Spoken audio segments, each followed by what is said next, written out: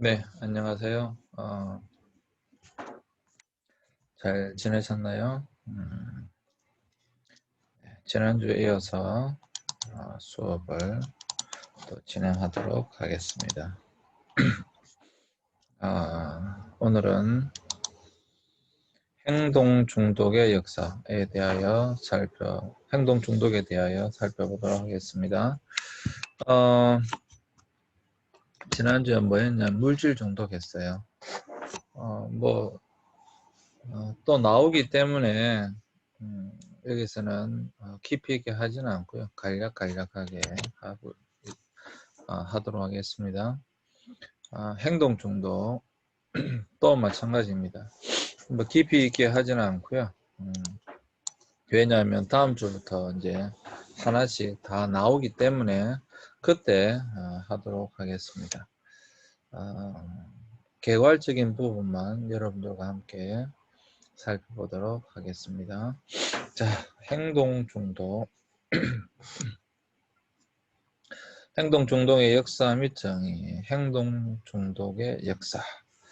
행동 중독은 아주 옛날부터 기록이 되어져 있습니다. 고대 그리스 로마 문헌에도 대표적으로 성중독, 도박중독이 등장하고 있어요. 그 말은 무슨 말인가 하면 이 행동 중독은 또한 더 나아가서 그냥 중독은 인간이라고 한다면 인간의 역사 가운데 언제든지 있었다 이 말입니다. 성중독, 도박중독이 뭐 최근에만 있었던 것은 아니고 아주 옛날부터 있었다라고 하는 것이죠. 도박장애가 DSM-4 TR 텍스트 리비전인데요.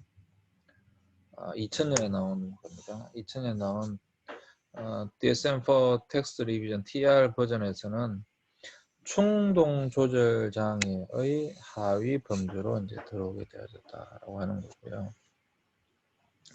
DSM-5 2013년도에 나온 DSM-5에서는 물질 관련 및 중독 장애의 하위 범주로 이제 분류가 되게 됩니다. 또 여기서 인터넷 게임 중독은 부록에 포함되어 있었어요. 2013년에. 또한 성중독, 운동중독, 쇼핑 중독과 같은 다른 행동 중독에 대해서는 논의 중이다. 네, 무슨 말을 하고 싶은 거냐 하면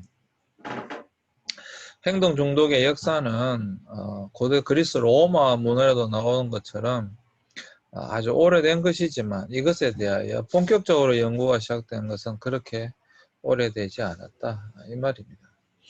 최근에 와서야 오히려 이러한 부분들에 대하여 활발하게 논의가 되어지고 있다라고 하는 것입니다. 그러니까 참 생각해보면 그렇죠. 우리가 이런 행동 중독들이 아주 오랜 문헌에도 나오는데도 불구하고 이것에 대해서는 오히려 그렇게 연구가 활발하게 없었다라고 하는 것이 좀 의아하기도 하죠. 왜냐하면 중독이라고 하는 것이 그 개인만 파괴하는 것이 아니라 가정, 사회를 파괴하기 때문에 사실 뭐 꽤 오래 전부터 연구되었을 법한데 오히려 이 부분에 대해서는 최근에 와서야 오히려 활발하게 연구되어지고 있다라고 하는 것이죠. 자, 행동 중독의 정의 및 기준인데 행동 중독의 정의가 뭐냐 하면 음식이나 사랑이나 성관계, 돈 등과 같이 정상적인 욕구 이게 중요합니다. 정상적인 욕구 여러분 음식 정상적인 욕구죠. 사랑, 성, 돈 정상적인 욕구예요. 아주 정상적인 욕구죠. 근데 이런 정상적인 욕구들에 관한 행동의 지나침, 과한 것이 일정 정도 이상에 도달한 것을 우리는 행동 중독이라고 합니다.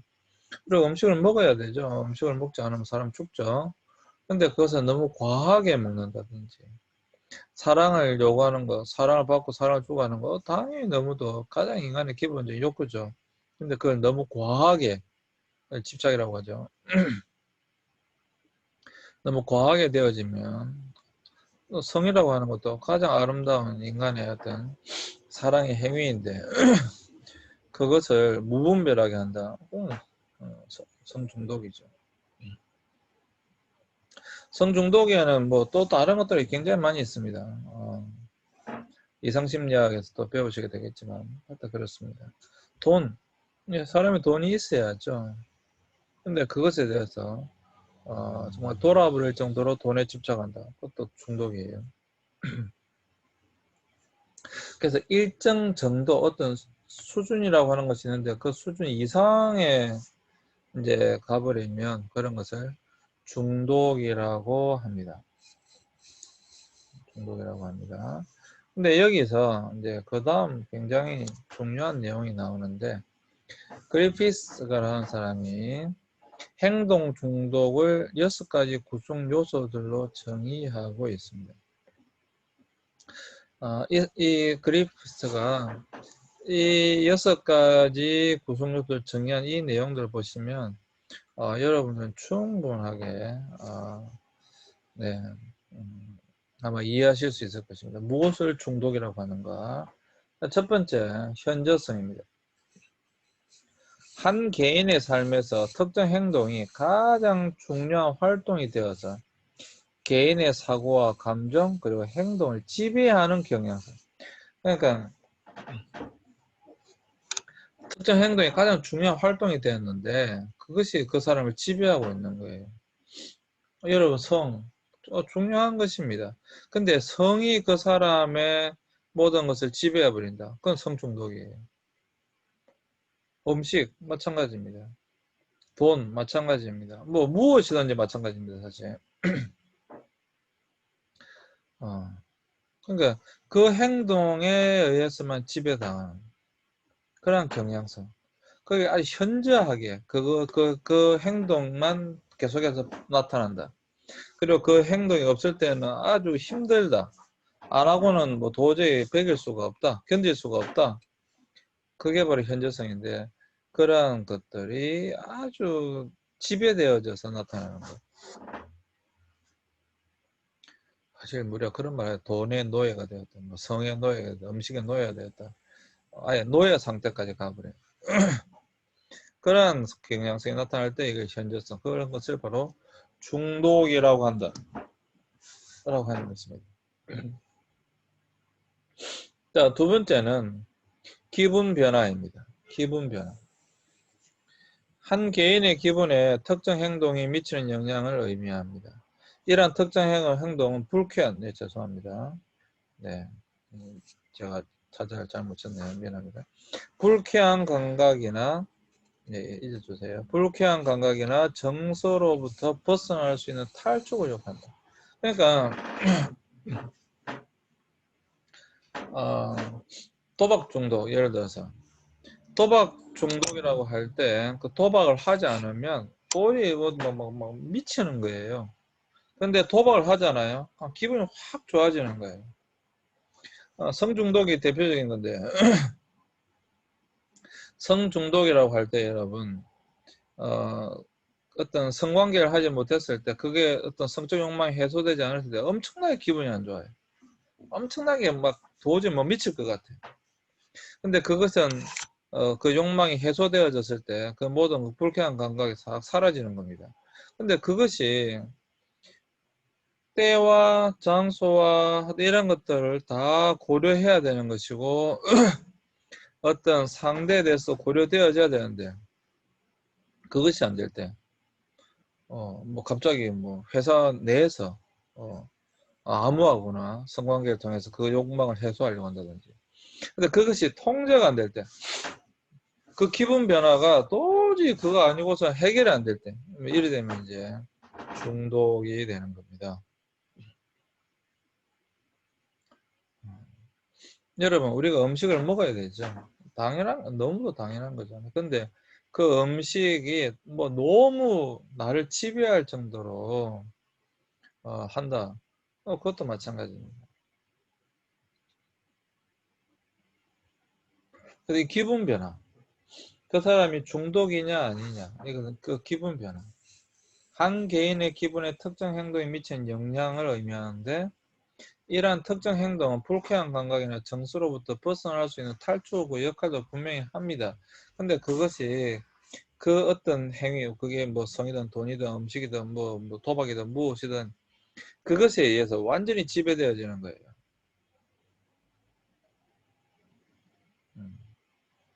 그럴 때 우리는 중독이라고 한다.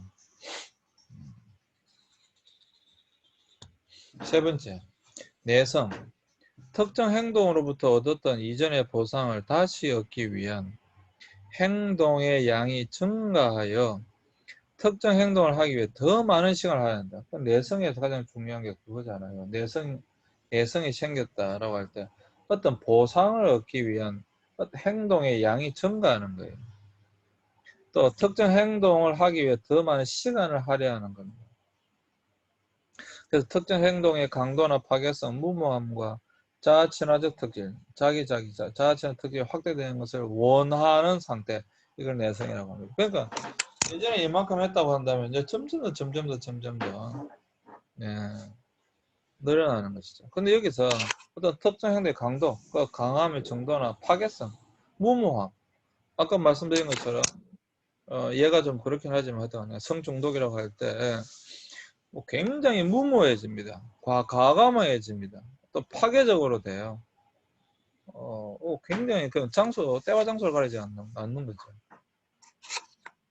그래서 그러한 것들이 점점 더 여러분 머물러 있는 것이 아니라 내성이 생겨서 더 많은 이게 이제 이게 보상이잖아요, 보상이죠.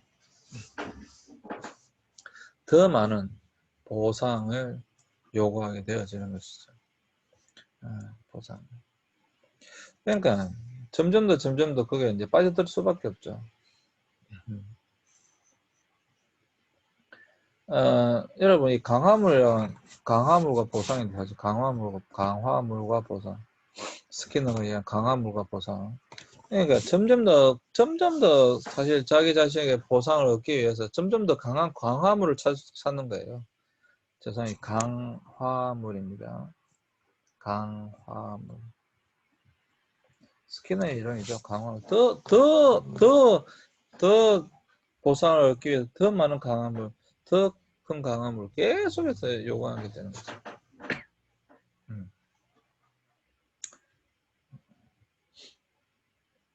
그럼 여러분 그 보상이 채워지지 않아도 어떻게 되겠어요? 그러니까 그 파괴성, 무모함 이런 것도 점점 더 심해지게 되는 겁니다.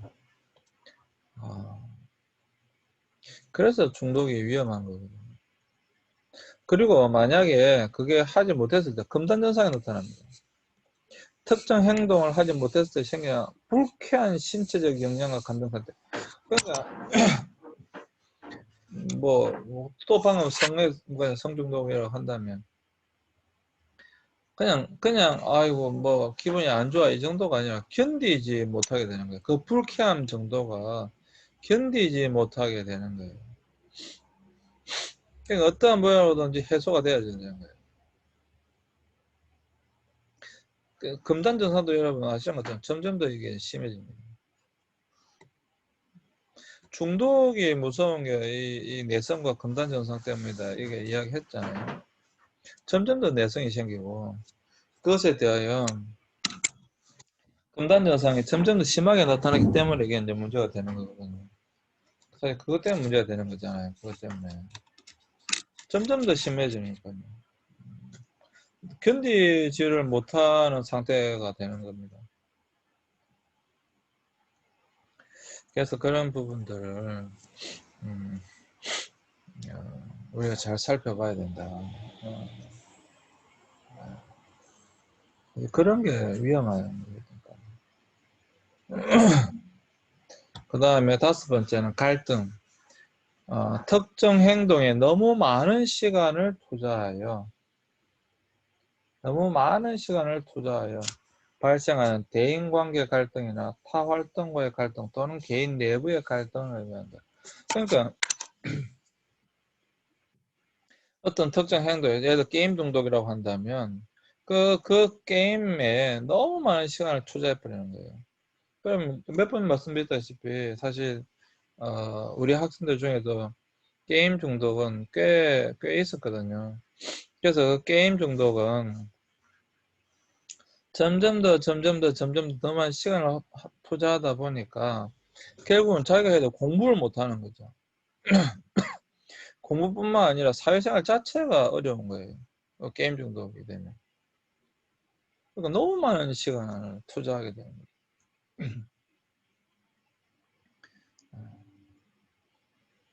당연히 대인관계 갈등이 나타날 수밖에 없죠. 실제로 우리 학생들 중에 보면 새벽 4시, 5시, 6시까지 게임하니까 기숙사에서 자야 되는데 계속 그 타자기 두드리는 소리 탁탁탁탁탁 소리 나니까 그럼 막 친구들 간에 도저히 이해가 같이 같은 못 읽겠다고 그런 게 나오는 거죠. 나올 수밖에 없지 않겠어요? 당연하게 나올 수밖에 없죠. 그 방을 바꿔달라거나 그런 일들이 일어나게 되는 것입니다. 그러니까 제발 조절이 가능했던 기간에서 이전에 문제 있던 과도한 행동 양식으로 반복해서 돌아가는 경향에서 그게 재발이잖아요. 다시 옛날에 그 행동 양식으로 계속해서 반복적으로 돌아가는 그 재발. 그 계속 재발되는 거예요. 중독이 참 어려운 게 계속 재발하기 때문이거든요. 알코올 중독이었다. 6개월 동안 격리치료를 받았다. 격리치료 받을 때는 괜찮아요. 근데 다시 나와가지고 어떤 사건이나 환경이 주어졌을 때 또 예전의 모습으로 돌아가 버리는 그런 모습을 발견한다라고 하는 거예요. 성중독도 마찬가지입니다. 왜 여러분 성중독이 참 어려운 게 여러분 술은 안 먹고 살 수 있어요. 근데 성은 해소되지 않으면 사람은 인간의 가장 기본적인 본능이기 때문에 이게 이제 성은 가장 기본적인 본능이 해소되지 않기 때문에 이건 어려운 거예요. 고치기 정말 어렵습니다. 그래서 화학적 거세 이런 이야기가 나오는 이유 그것 때문이에요. 성범죄자들에게 왜 화학적 거세를 하겠어요? 발찌 여러분 발찌 끼우는 거는 해결되지 않습니다. 사실 성중독이 가장 어려운 중독이에요. 도박은 안 해도 삽니다. 예, 그렇죠. 술은 안 먹어도 삽니다. 근데 성은 그렇지 않아요. 그래서 어려운 거예요. 네, 6가지 살펴봤고요. 그 다음에 행동 중독의 이론 및 변화, 원인 구조적 관점에서 생물학적 요인. 근데 그러니까 도대체 원인은 왜 원인인가라고 했을 때 중독자들 도대체 어떤 원인에 의해서 될까? 첫 번째 생물학적 요인인데 중독자들은 중독으로 발전할 수 있는 체질적인 요인을 가지고 있다. 또한 의료 모델로 중독을 파악하고 질병이라는 용어로 중독을 설명한다. 중독은 그렇죠. 질병이지 않을까요?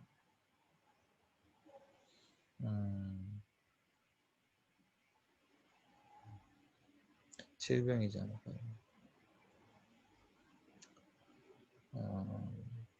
확실히 그런 경향성이 나타나는 체질적인 요인이 분명히 이건 좀 나이가 들어가면 들어갈수록 이 체질이라고 하는 이거 타고나는 유전이라고 하는 이것을 우리 인간이 아직까지는 해결을 못하는 것 같아요. 참으로 맞다라는 생각이 듭니다. 유전적 요인이 중독의 가장 큰 원인일 수 있다는 거예요. 왜냐하면 이 타고나는 게 있습니다. 그게 체질이고 유전이잖아요.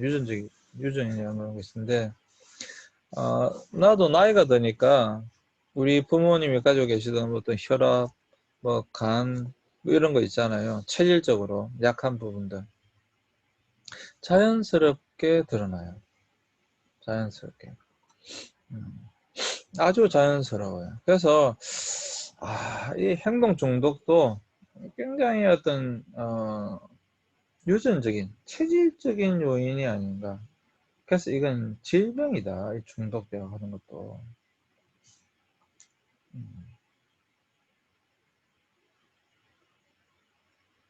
근데 문제는 이게 질병이라고 하면 사실 보호가 돼야 되는 건데, 이게 뭐 다른 사람한테 해를 끼치니까 참 그런 것도 어렵습니다. 신경생물학적 모델, 보상 실행 가능 모델, 지학성과 의사결정 기능의 저하, 세포기 이런 것들이 있습니다. 뒤에도 나옵니다, 이거는. 네,